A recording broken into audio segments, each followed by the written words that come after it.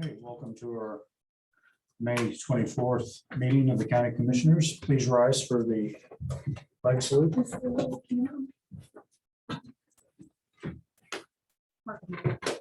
I pledge allegiance to the flag of the United States of America and to the republic for which it stands, one nation, under God, indivisible, with liberty and justice for all.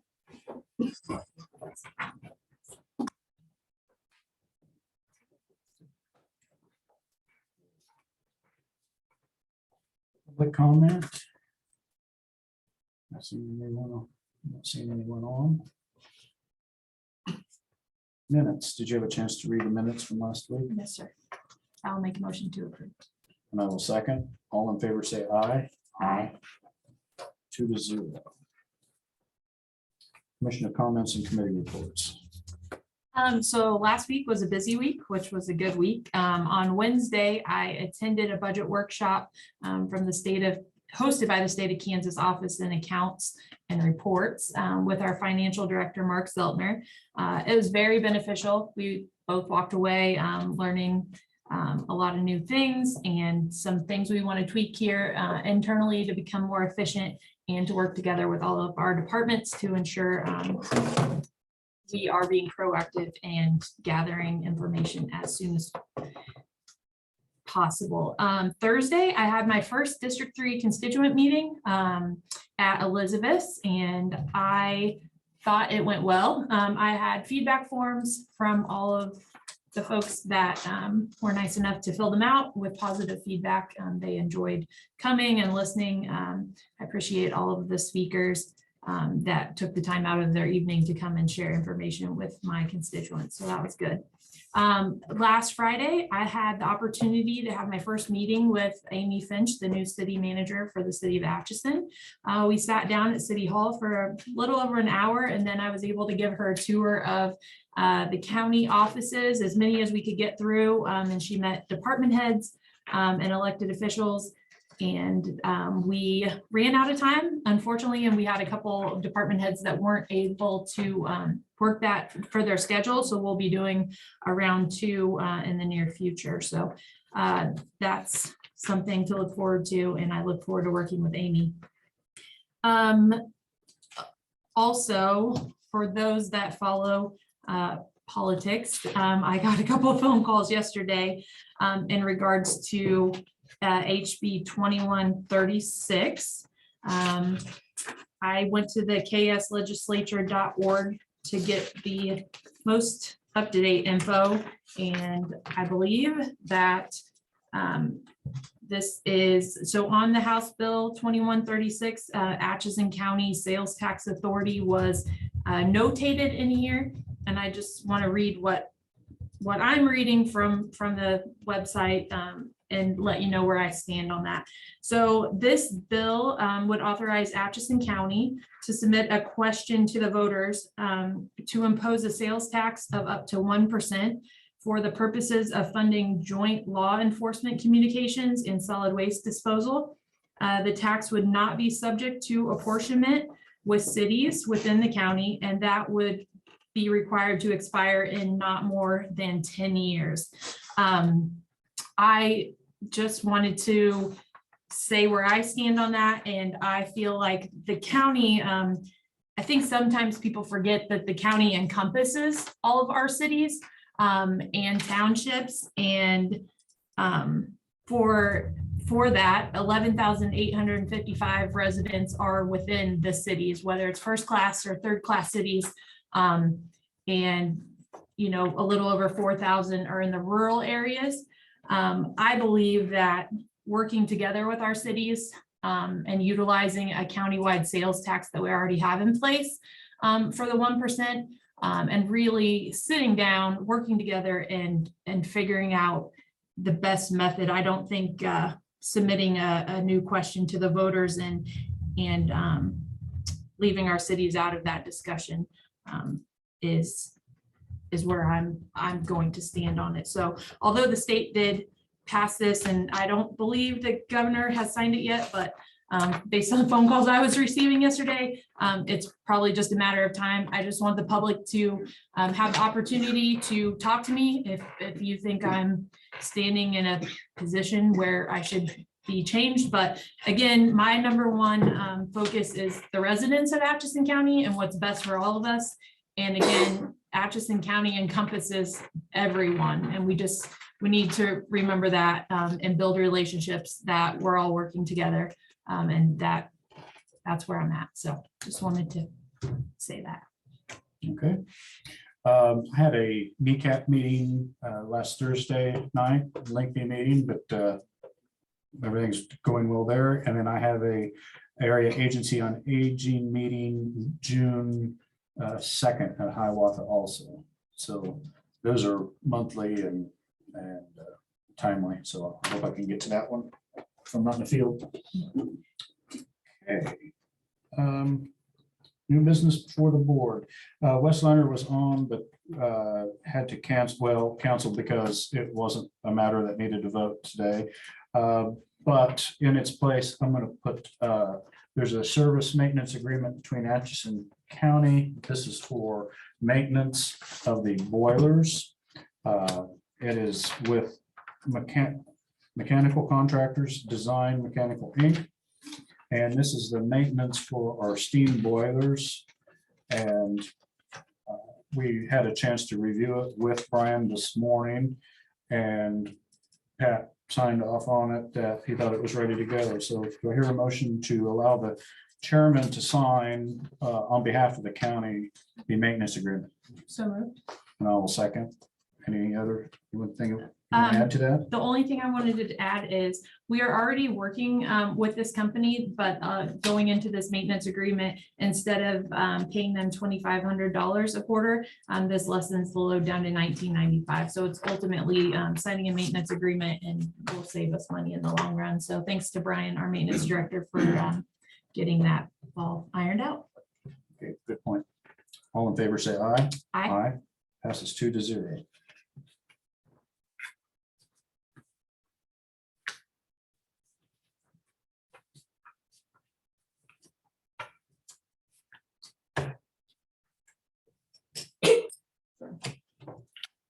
Jerry, you want to come on up? Sure.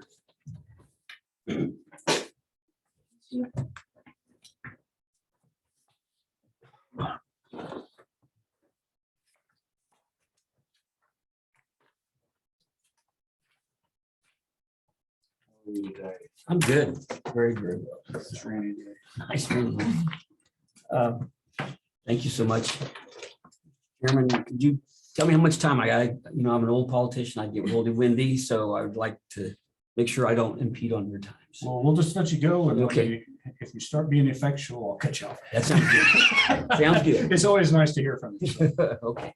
Well, what I've done today, I've submitted some information to you, and then I took time in between then, and I wrote up a 3-page statement of some of the things that I think would be important at this time to kind of talk about. So Awesome. I would like to present that too. So, but let me go through my letter just real quick. And as you all know, I mean, we've all experienced, our last 3 years have been very, very challenging, and been very, very challenging for achievement services. I think for any program that serves 24 hours a day, you guys are well known running a nursing home, what it's like. And the fact that we just couldn't let people go home. We had people we had to get out of bed that were in wheelchairs. And so, I mean, as I've said before, even in blizzards, we're trying to get people to work because we still got to feed people and get that. So it has been a challenge. And so, and we have lost some funding over the last couple of years, but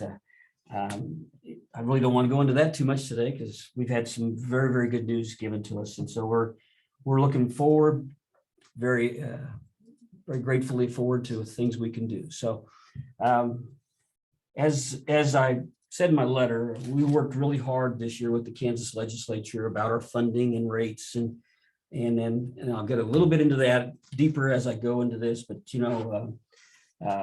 a number of legislators, both in the House and Senate, really took it to heart to what we were experiencing, what has happened, and the fact that we really hadn't had any type of substantial rate increase in 10 years. I mean, we are totally, our funding is totally bound by the Kansas legislature. I can't go anywhere else because they got to provide the 40% that the federal government then will match it.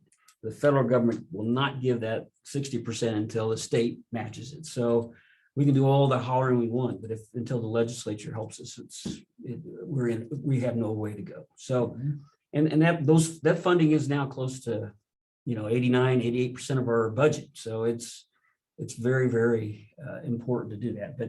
And as I said on my second page, the legislature did, after a lot of meetings, a lot of committee hearings, and a long debate, they did adopt a 25% rate increase for our agencies and agencies like us across the state of Kansas. So, which was very, very heartwarming to see. For us, that's $300,000 that we get to use, and for a $200 million budget, that's a substantial amount of money, and I know it is, and we are going to work with it. They did put a little clause in the law right after that with it says that we have to report, we as agencies have to report to the legislature of how we spent this, because for many of them, their vote was predicated on that a great majority of this goes to the direct line worker, to the person doing the direct services, and they really said they really don't want a lot of this to go to administration. So we do have a focal point of trying to get this into the people that do the day-to-day work.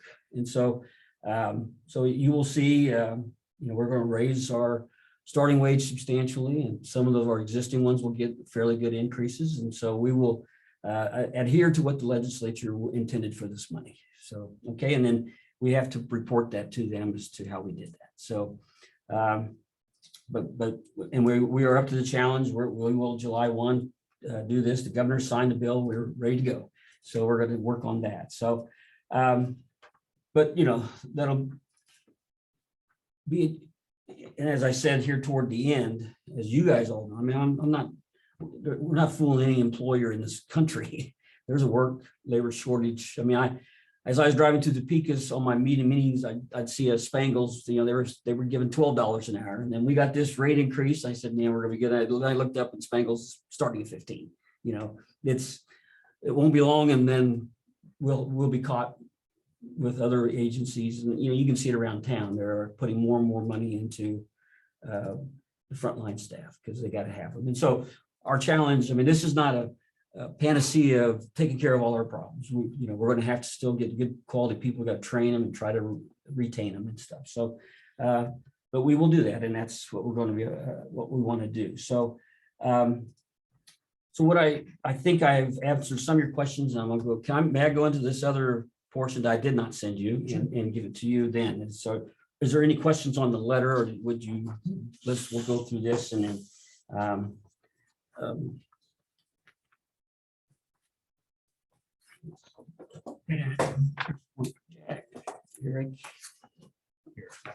No. Okay. Thank you. Yeah, and I got one. I didn't make one serve. You can borrow this one too, Gary. Huh? You can use this one. too. Okay, so, but truthfully, I wanted to spend a little time through, I've appeared before the commission for 44 years, and through the many, many years, we've always had a commissioner somewhere in the state, because question whether we should be serving nonprofits and whether this is a focus of a county commission and whether this is something that should be handled by other people. And I'm not going to, the legislature focuses that on all the time. And so I just kind of wanted to take a real deep breath, kind of look at what we're doing and what we've accomplished and how it all started and talk about the role. Okay. And and then so I'm going to go through this. I may, as I told Pat before, so this probably could have been 10 pages, if I wanted to really, but I tried to keep it to 3, and I'll try to go through it, and then we'll both do that. So I kind of titled this, "What has the Atchison County Commission, with the help of Achievement Services, accomplished for our Atchison community in Northeast Kansas?" So, because as you will see here quickly, we would not be here if it wasn't for the Atchison County Commission. So I started out first, in a lot of people that I've talked to never realized, but in the Constitution of the state of Kansas, and you guys can read it, but It says benevolent institutions, institutions for the benefit of mentally and physically incapacitated or handicapped persons, and such other benevolent institutions as the public good may require, shall be fostered and supported by the state, subject to the regulations as may be prescribed by law. This was adopted by the convention on July 29th, 1859, and ratified by electors. The need for government to be involved in helping the handicapped is impounded in our Constitution. So then over the years, the Kansas legislature passed statutes to enable county commissions to provide funding for community services for the developmentally disabled. In 1978, Achievement Services, along with a group of parents, made a request to the Atchison County Commission to provide funding to establish Achievement Services. The Atchison County Commission appropriated $30,000 to assist Achievement Services, which was a lot of money in those days. Achievement Services' first annual budget was $51,000, with $30,000 coming from Atchison County Commission. So, as you can tell, that was a very joyful day for the parents there, that they finally got the ability to say that we could start doing something for community services. In 1978, the state of Kansas operated 4 state hospitals for the disabled. At that time, there were over 4,000 Kansas citizens with disabilities who were residents of those hospitals. All of the staff at these state hospitals were state employees. Today, the state of Kansas still operates state hospitals, but only serve 287 residents. As you can clearly see, the state of Kansas over the past 50 years has slowly moved away from state-operated institutions to community services. I have provided an attachment with some information on current state hospital operations. If you go back to the last 2 pages, this is the current budget that was just passed by the state legislature. And I wanted to show you back in 78, there were 4 institutions. The state has completely closed down 2, and then there's still 2 left, but they are very small. As you can see, the annual budget for those 2 hospitals is $57 million, and they have 914 staff members at those hospitals. If you go to the next page, the average daily census at those hospitals is, as I was reported, is 287 people.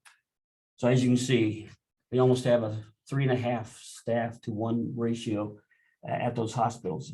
And I put in there missions and separations. Missions meaning how many people come in, and as you can see, if you look at 2018, there were 303. They're down to 287. The ultimate goal for this state, and some states have already achieved it, is that there will be no state-operated hospital, that all services will be provided in the community. A great number of these 287, if you go visit, are individuals that have lived their life in the institution, and their choice has been to stay in the institution. Their family's choice was we do, and so we've kind of honored that, we being the state of Kansas and the legislature. So, but as you can see, they have separations, and separations are death or admissions and or releases. So as you can see, the growth is, so I guess what I want to report back is we have not cured mental retardation or disabilities. You know, we still have babies and it's still being done, but as you can see by this focus, it's very much now dependent on families and the community and the community services to provide what they need. And into the future, you're gonna see the state say less and less. You can see the front door is almost closed on institutions. You know, you have to have a tremendously unique case to get into a state institution. And I can answer those questions if you want, but we'll move on. So I wanted to show you that I think sometimes people think that a program like Achievement Services is new, it's fluff, it's something, but as you can see, it's been ingrained that services for the disabled has been provided by state government or somewhere since the beginning of our state in some type of fashion. I didn't go into this, you know, but because I know all 3 of you are too young to remember, probably all of you are too young to remember, but I can clearly remember and I can see the building, and I know exactly where it was built, that every county had a county home or county farm. And always that was built outside, and they called it a farm, but it was outside just the limits, city limits, or in any city. And back in those days, when county commissioners were approached by somebody that wasn't conforming to society, they were placed at the county home. That was the only option for them. And a lot of times you found mentally disabled or handicapped people there. A lot of times elder, or just sometimes just somebody wasn't breaking laws, but they just didn't conform to society. And it was the county's feeling that it'd be great for them to be on a little farm somewhere to take care of. So I guess I'm just wanting to say that it's always been a county's role to take care of the individuals in their community. So that's kind of what I wanted to just talk about today is what we're doing with achievement services is not unique to a government, and that government needs to support us in every way that we can. I'm going to move on to, in 1985, Achievement Services established residential group homes in Atchison County. At that time, we were the only group homes in the 7-county region in Northeast Kansas, meaning we were kind of leaders in that area of providing residential group homes.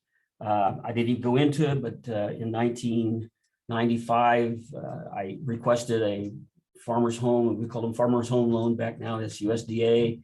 They had community service money, and I wanted to build a unique building for community services. At that time, farmer's home was funding those type of things, and the county gave us the land. I know today you'd like to have that land back, but the apartment complex that we own and operate is right here, the parking lot to the west of the jail. And while I was doing it, the guy from Lawrence said, "Hey, you know, we have plenty of money. There's other communities like this. Would you want to do this other places?" And so we ended up writing a $1 million low interest loan. And we have one of these buildings here. We also have one in Wathena, and we have one in Holton. Achievement Services owns them and is the landlord, but it's operated totally by the programs that are in those communities and by the county commissioners there. So we have 3 of these that we operate. And at the time when I set them up, if you ever, and I'd love to show you to you someday, we set them up. We have 4 apartments here and 4 apartments here, and then there's an activities area, but they were distinct and they had doors and everything. My goal, our goal at the time, was to allow people to be in group home setting, which means they could go down and we could have a group meal or a group time in this area here, but they'd still be in an apartment. We'd challenge them maybe in the morning to fix their own breakfast, to start learning to do things.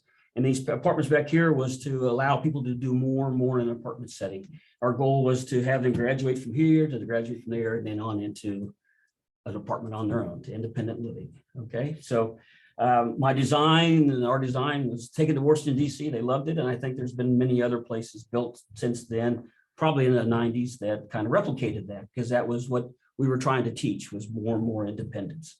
And so, as you know, today they're all full. We still use that concept. And today, many of those that lived in those apartments over here now live in mall towers. We have to give them a little bit of support, but they live there on their own, and they're very proud of their apartment.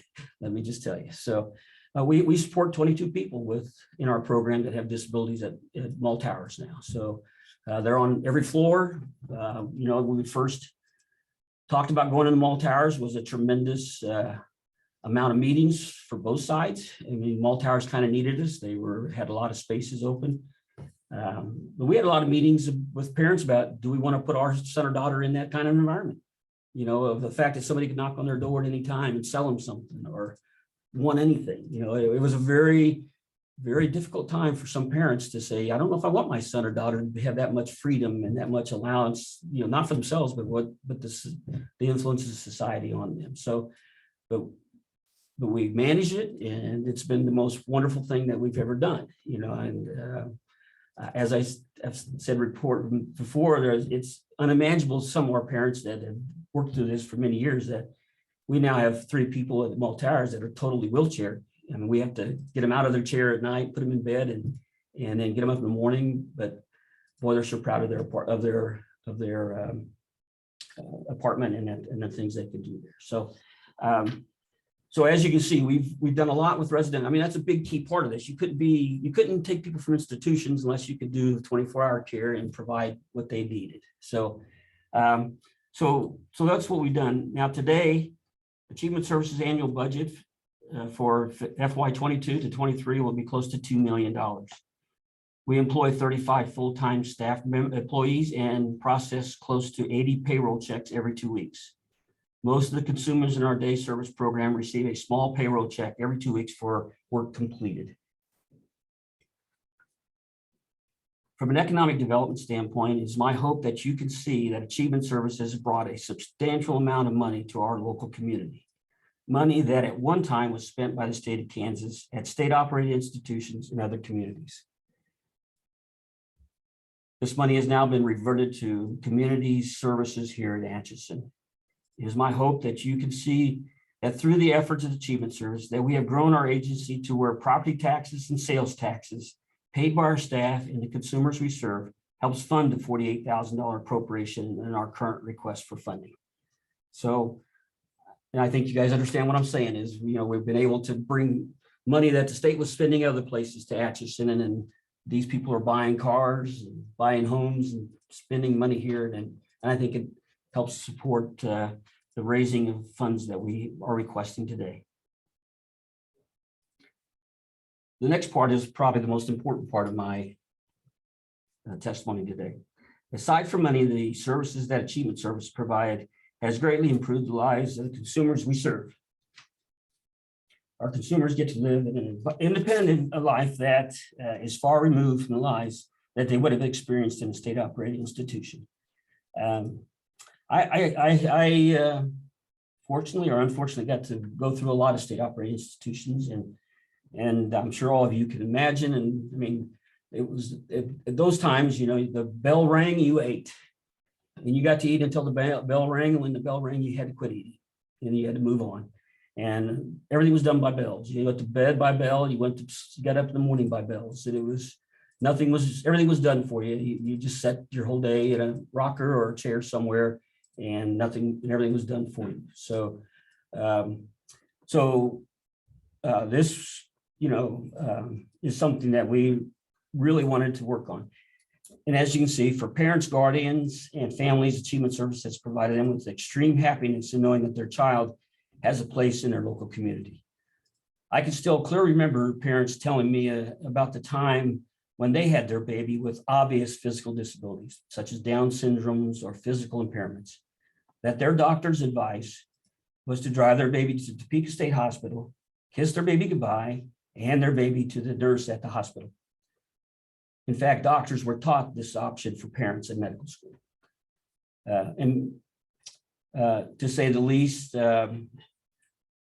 because there were no services in the community for these families, many families followed the advice of their doctor. To say the least, a very traumatic day for these families. I can't imagine taking your baby to speak and handing him off. So while many of these parents have now passed away, I know a few parents that still live in Atchison who would be happy to tell you their story of their disabled child that lived in state operated institutions, and how community service has been a godsend for their families. I clearly remember the Achievement Services Board of Directors meeting in 1995, when we invited all families in our Atchison community for a celebration of achieving a very important goal. We celebrated the fact that all Atchison County residents who were residing in state hospitals had been moved back to our community. And since that time, no Atchison County resident with disabilities has been placed in a state-operated hospital. So it was a tremendous night that a lot of families had worked hard toward. It was an unbelievable power of families who wanted community services instead of state-operated institutions that drove this movement over the past 60 years. This was not developed by politicians in Topeka or Washington, D.C., but by families who wanted things better for their families and for other families like them. While all the funding is important to Achievement Services' total goal, the $48,000 appropriations from Atchison County Commission is gold to us. We are constantly being asked by anyone that we have business dealings with, do you have local community funding sources and support? Even the IRS asks us these questions. Many other funding sources that we pursue always want to know if we have local community support behind us. It is always with great pride that I can report that we receive local funding and that we have the support of the community behind us. As all of you all know, people that hand out money really want to know, do you get some money locally? A lot of nonprofits get their money from out of state, but a lot of places will know, well, if the local people won't support you, why should we support you? And that's the kind of the question they ask. Even insurance companies ask me, are you getting local support? I think they see, I think they see a lot of insurance things come from nonprofits that have no roots in their community. And so they want to know, are you a well-established nonprofit that the community is aware of and supports, and that you can raise money locally for the things you're doing? And so, as I say, this 48,000, as you know, I just reported to you, what 90% of our funding is we have to provide for services. Okay. And we have to report to the legislature those services. So that leaves us very little for infrastructure, for vans, for bricks and mortar and things like that. And that's why this 48,000 is gold, because we can do with it what we can. And, we're shut out of other things with funding, but this we have the option to do what we can. And it has opened many doors for us for many years. So it is very important. The money's not, as you can see, 48,000 and $2 million budget, but it's gold for us because of what it stands for and what the meaning behind it is. And so, as you can see, if we lost that, it'd be a crushing blow, not only money-wise, but for what we do. And as you know, we have the Senecal family runs a golf tournament for us called the Seno Open. We receive funds from that. The Barstool Open that they have, all the funds come to us there. We have many memorials. We raise a lot of money locally, so it's not like this is it. I mean, we go out and try really hard to do as much as we can locally, and our community has supported us tremendously. So, and finally, while I may be unashamedly biased in my opinion, I firmly believe that the changes we have achieved for the development disabled citizens of our world, that our creator, whoever that may be, will look at us and say, a job well done. Because if you look what has happened in 60 years for people with disabilities, it's a tremendous story of where we went and from institutional care. I can remember Achievement Services in 1979. We were up and going. We got a contract from Burger King. It was the Atchison leather products back in those days, and we gave out 7 checks.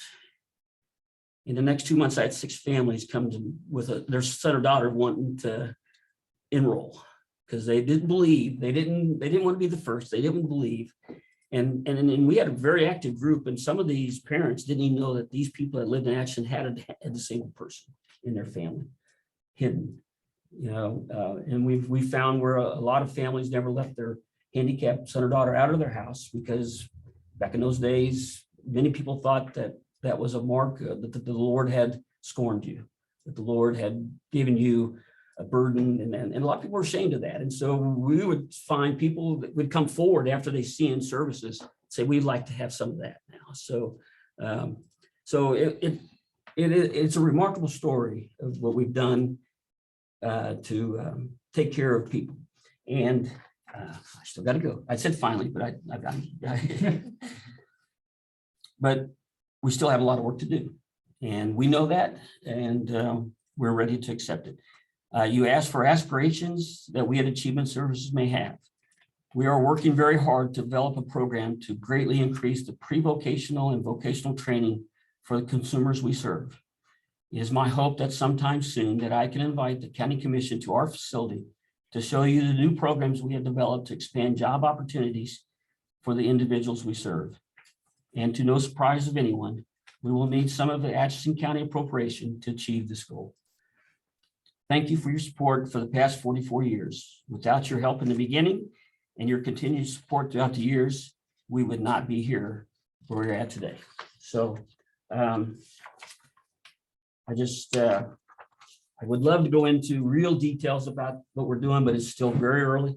Some board members have heard this, but it's some new things. I'm not creating something new. It's happened to other places, but we're excited to work on it and do it. It's going to be a major shift for us. But when we get it all together, I can come up and tell you about it, or I'd love to have you come down Yeah. and see our services. I know we've been Yeah, it's, talking about we're it. talking about it in the Sure. pandemic and. So maybe all we that. can do it later this year. And so anyway, you know, for many years, Achievement Service was able to gather contracts. Contracts was to go to a business and they would give us work. And I mean, we did a lot of work for Fargo, you know, a lot of electrical components we put together. A lot of components that were put on Harley Davidson motorcycles were done by Achievement Services employees and stuff. So, but as you all know and well know now, I mean, very few companies anymore have any inventory.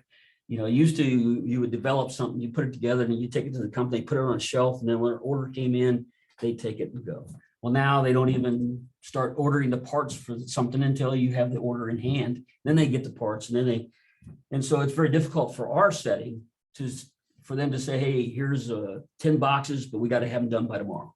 You know, that's very difficult for us to do. So we are looking for different ways to do this. And we think we've worked on that, and we're excited about, you know, there's always challenges to what we do. I mean, it works perfectly, you know, and then I get a call from Ed Lanner and said, hey, we're out of business. And then there goes half my work is out the door. So got to start over.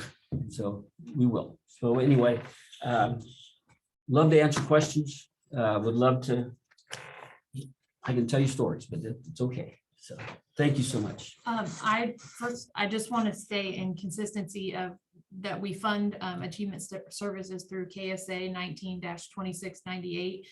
It is discretionary. The board members are Michelle Urban, Ed Trumpeter, Julia Klim, Elmer Fangman, Mike McGuire, Diane Henderson, Father Jeremy Hepler, Marlene Gellings, and Jerry Henry. And then beyond that, I just want to say thank you, because as a county commissioner, we get questioned often and pummeled about funds. And I think your story just speaks volumes to our job as also the quality of life Yep.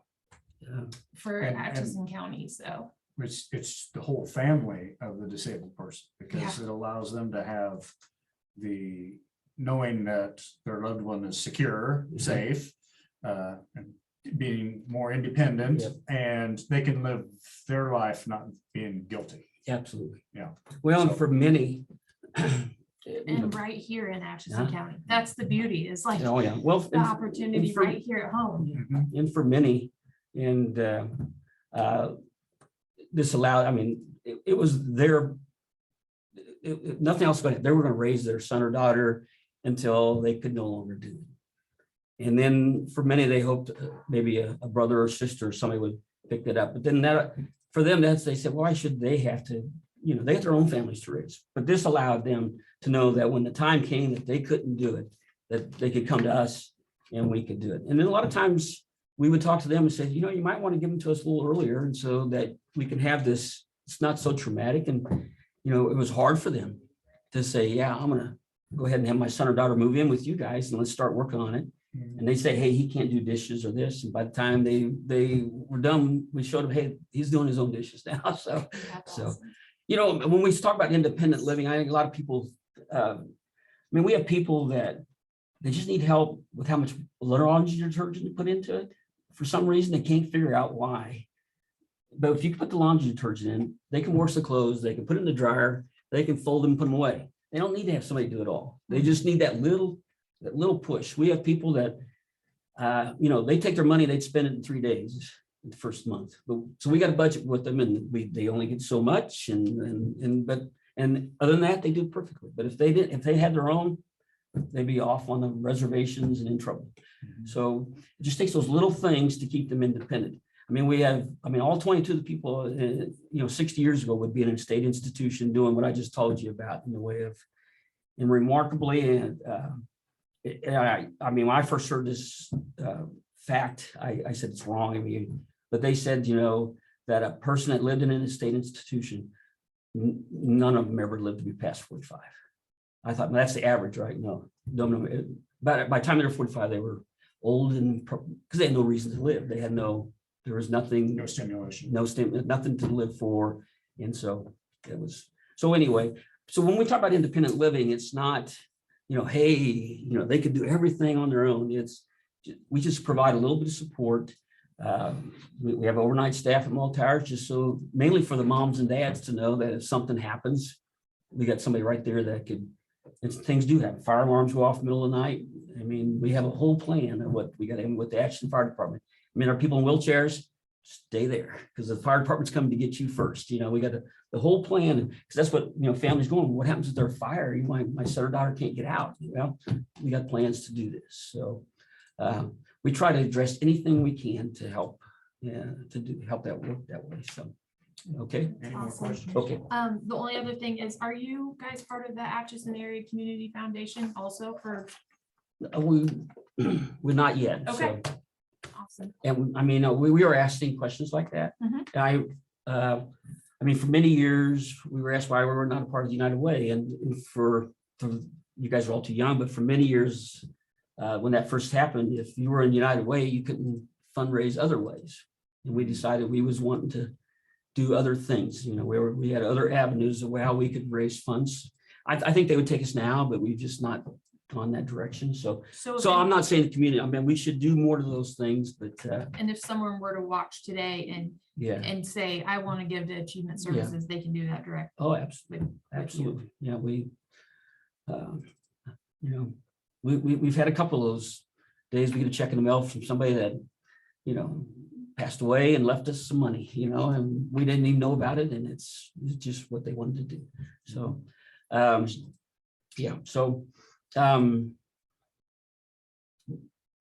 we got to get this tour done. I want to bring you in. So, because I think you need to see how we've developed since 1978. What the dreams was that day when we came to the county commissioners. Okay. Okay, Sounds great. thank you very much. Yeah, You're thank doing you great very things, you and much. your staff. Okay. Yeah. Appreciate Thank it. you. Thanks for your help. Thanks.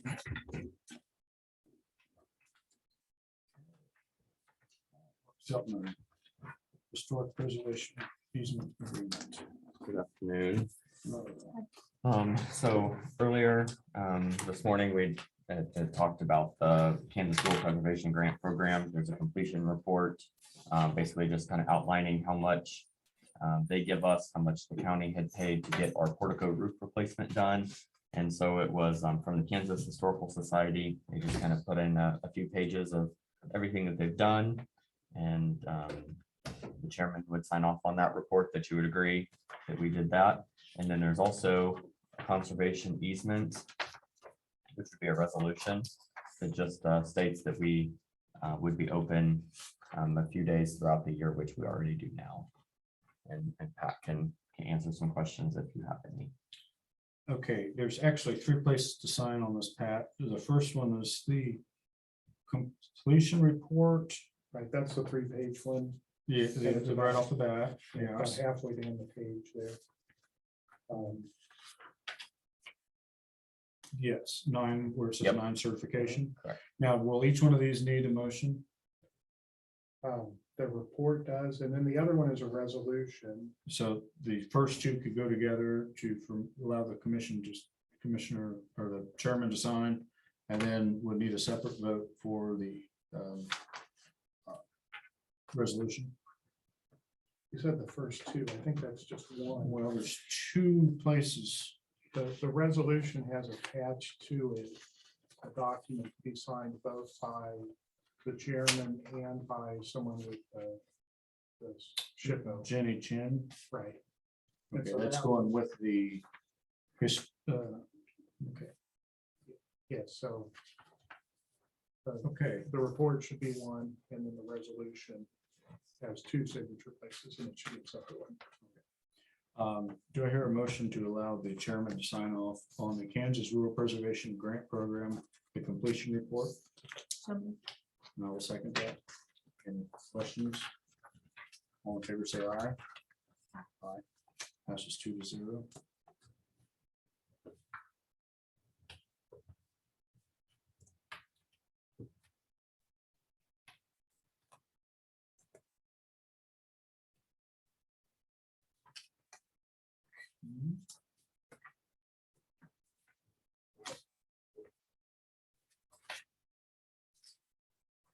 And then this requires a resolution. Do we have a resolution number? I believe it's 2022-15-03, but I'm gonna defer to Pat to verify. Sorry, I should have looked that up.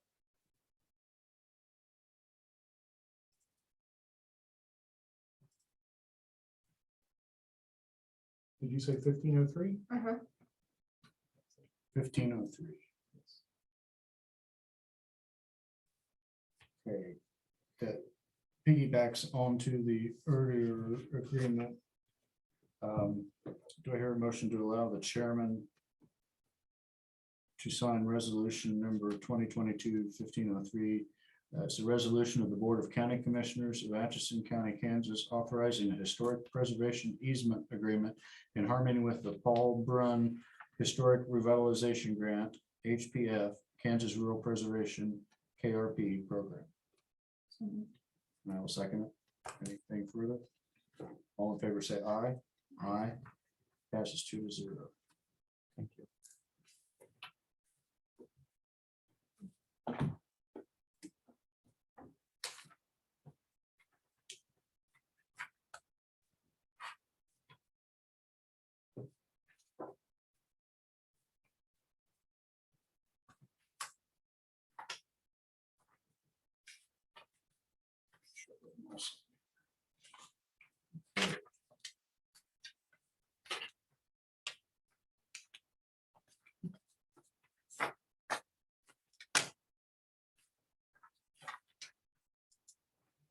Any older unfinished business before the board?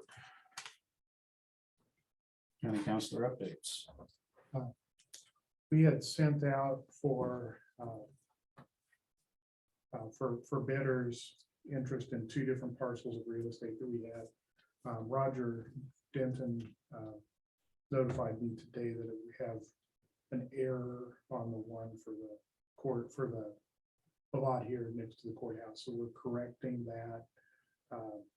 It's a fairly small error, but that is that it had the same indicated it was a 2.6 acre tract, which is the size of the other one. So we will be fixing that. The bids are coming in on June 7th is the opening, so there's still plenty of time. So does this get republished or how does that? Well, we didn't publish it. It was on our website. Okay. It's a small enough change that I don't think anybody that would look at that and think it was a 2.6 acre tract, but it was a typographical error by me. So anyway, we're just letting you know that that's going to be fixed. Okay. What's going on with the tax sale? Has there been a date set? There's not a date. Well, we have a hearing on June 6th, and we very well may have a date set for it then, but there are, you'll remember we had a discussion about the service of process, and we're having those for the out-of-town ones that we just weren't getting anything back from the post office. We're having maybe a little better luck with FedEx doing that, but those aren't all back yet, and those are not all sent yet, although it will be this week. But we don't have all of them back either from the ones that have been sent out. So that's a necessary step unless you want to remove those tracks from the sale. Get everything in we can. Okay, is that all? That's all I have. Yeah. Okay, is there any need for an executive session? No. Public comment? Do you have any questions?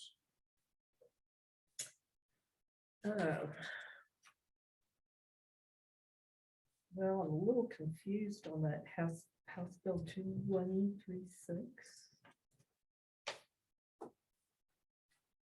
So where'd that come from? Who sponsored that? I know it's in part by Jay Armstrong with has been working on it, but Okay. I don't know if he partnered with anybody or not, but Karen Tyson was highly involved with it. I know. Okay. Particulars, I don't know. That was the first I'd heard of it, you know. Well, So it's kind of been in different forms and changed and morphed, and I lost track of it because it's like something was in and it was out, and so I haven't been following it that close. Okay, well, I'll look it up and I guess we'll get the exact wording, right? In Yeah, I like mean, it's, primary election, is this something that's gonna be? well, I think a it's, question then, or do you guys have to? put in that? we would have to approve Okay, it. And I mean, I don't know where you stand, but I mean, I don't think we should.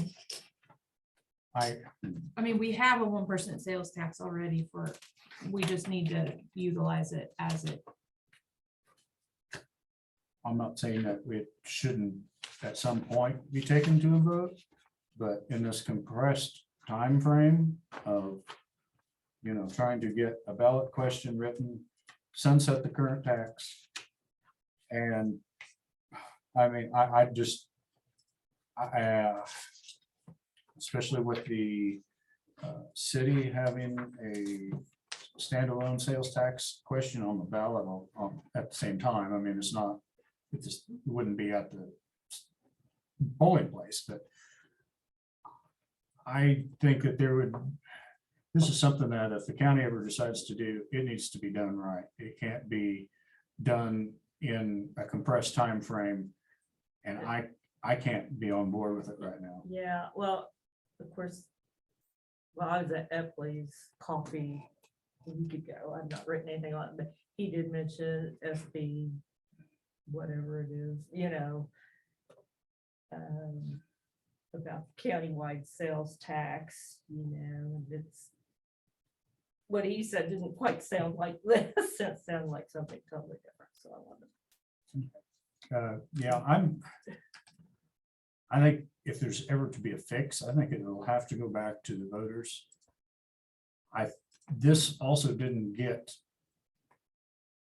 completed in the normal legislative time frame, which would have given, if it would be considered, you would have much more time to get everything in a set up correctly and to consider it.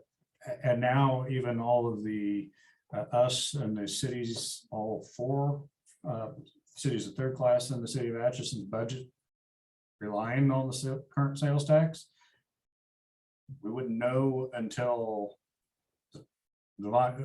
after the budgets are done, whether we were going to be able to use the sales tax money that we're already putting out, collecting.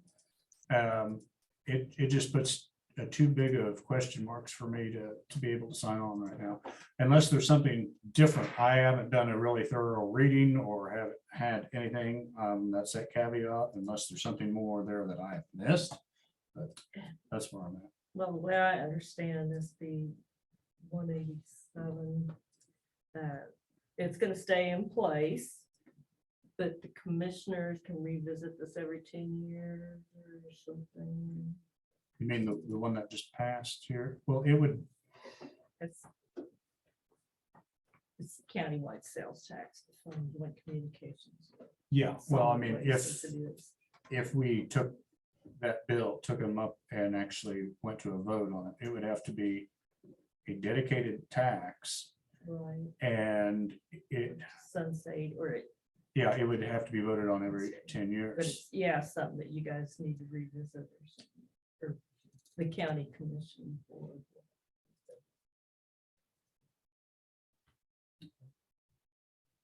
Anything more? I just have one more thing I thought of. This morning when I was at the Sunflower, I had the opportunity to get my Amelia button. So the new Amelia buttons are out, and I just looked on their site, and there's 52 days, 4 hours, 5 minutes and 32 seconds until Lake Fest. So make sure you get your button, support the festival. So that's all I had. Just wanted to say that. Okay. We hear a motion to adjourn at 1:55. So moved. I'll second. All in favor, say aye. Hi. Aye. Thank you. I think that's